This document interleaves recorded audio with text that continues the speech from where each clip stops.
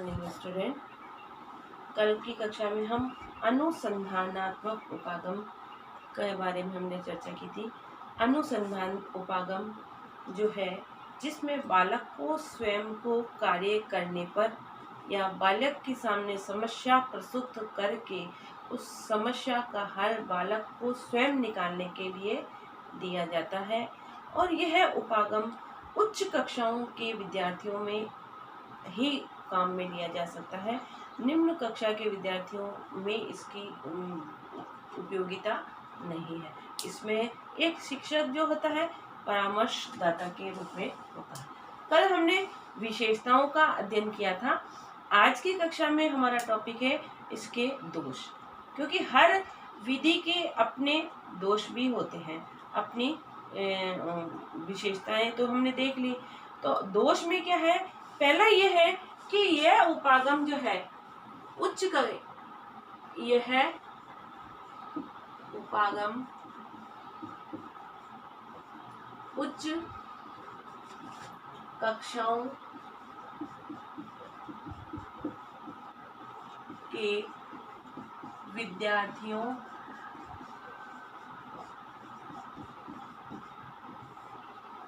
के लिए उपयोगी माना गया है।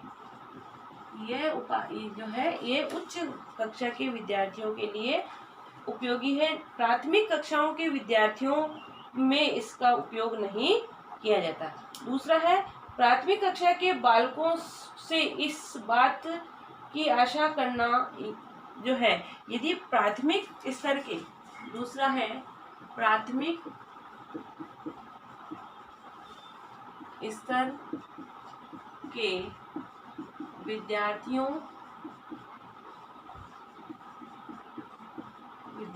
से यह आशा करना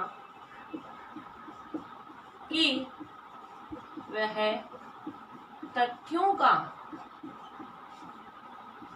का निष्कर्ष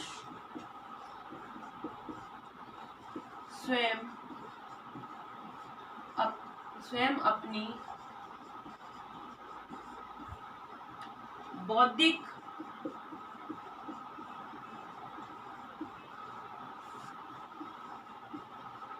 क्षमता से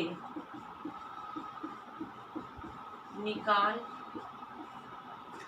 लेंगे।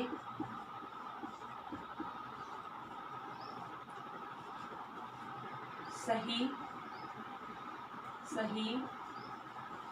नहीं माना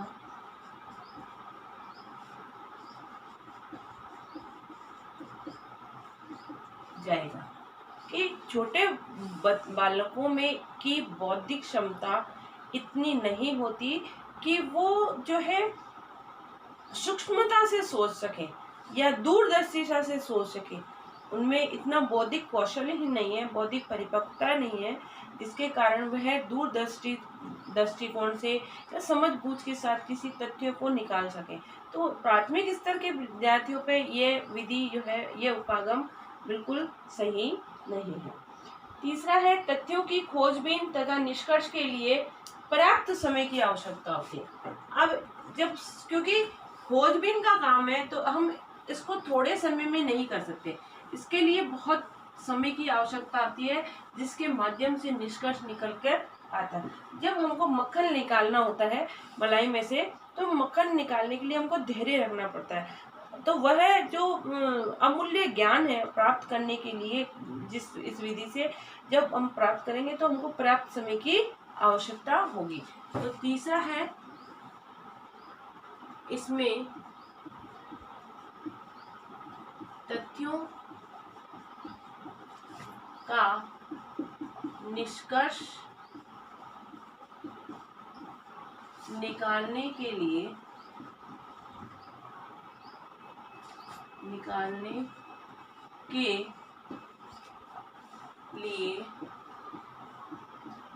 पर्याप्त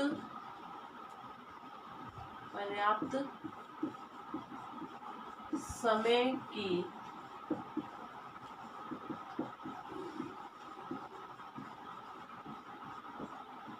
आवश्यकता होती है, क्योंकि समय जब ज्यादा लगेगा तो एक लिमिटेड टाइम जो हमारे पास होता है 8 से 10 महीने, उसमें हमको पूरा कोर्स भी कराना है, पाठ्यसेगामी क्रिया भी करानी है, परीक्षा भी करानी है, सारी एक्टिविटी करानी है, तो उतना समय हमारे पास नहीं है। तो इतना समय का अभाव होने के कारण ये विधि वहाँ पर जो है काम में नहीं ली जाती है। तीसरा, ये विधि अत्यधिक व्ययपूर्ण है, खर्चीली विधि है, क्योंकि जब हम इसको करेंगे, काम को करेंगे, तो हमको साधन सुविधाओं की आवश्यकता होगी। साधन सुविधाओं के अभाव में हम तथ्यों का निष्कर्ष नहीं निकाल सकते। तो खर्चीली होने के कारण हर कोई इस विधि को नहीं अपना सकता है। ये देखो, यह विधि, यह प्रविधि अत्यधिक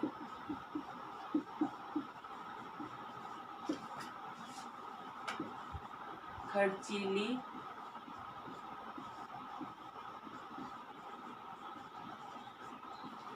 विधि है,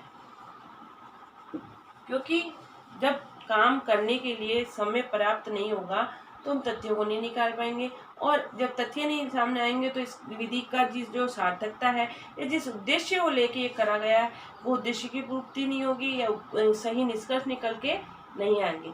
इसलिए यह विधि अत्यधिक खर्चीली है। और नेक्स्ट है, इसमें छात्रों को स्वयं सीखने की प्रेरणा दी जाती है, क्योंकि छात्र इसमें पांचवा है, इसमें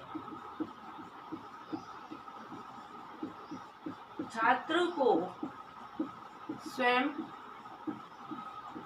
सीखने की प्रेरणा दी जाती है, जिससे कभी कभी सही निष्कर्ष